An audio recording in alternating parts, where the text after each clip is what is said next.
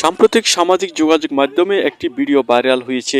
ঘটনা ঘটেছে রাজধানী ঢাকা শহরে। ভিডিওতে দেখা যায় একজন বিবাহিত মহিলা তার স্বামীকে না জানিয়ে অন্য এক পুরুষের সাথে একটি গাড়িতে উঠেন। গাড়ির নাম্বারটি হলো ঢাকা মেট্রো গ 126667।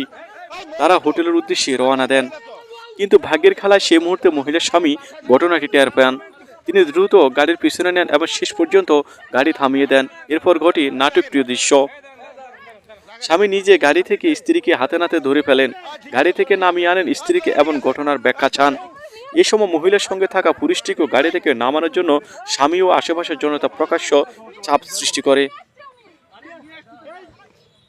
চারপাশের মানুষ মুহূর্তে ভিড় করে ফেলেন। ঘটনা জনতার মধ্যে উত্তেজনা তৈরি করে।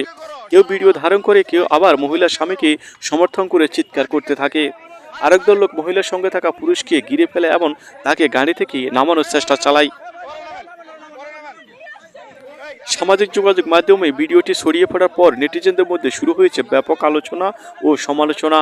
অনেকে লিখেছেন এটি পারিবারিক আস্থার ভয়ানক ভাঙনের উদাহরণ।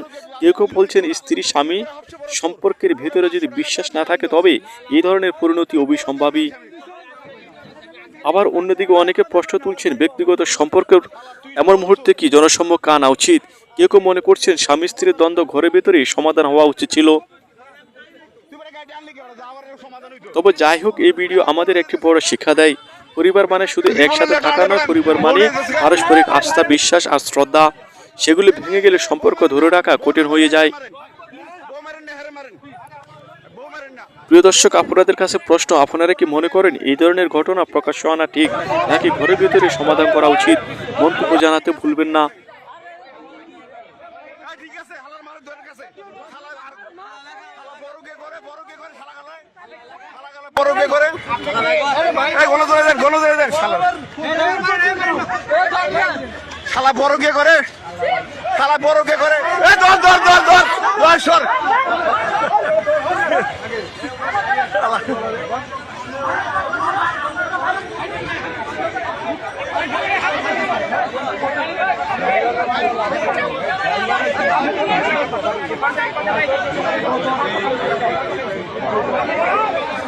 মাইয়া সুন্দর তো পরকে করে ড্রাইভার আছে বদমাইশ।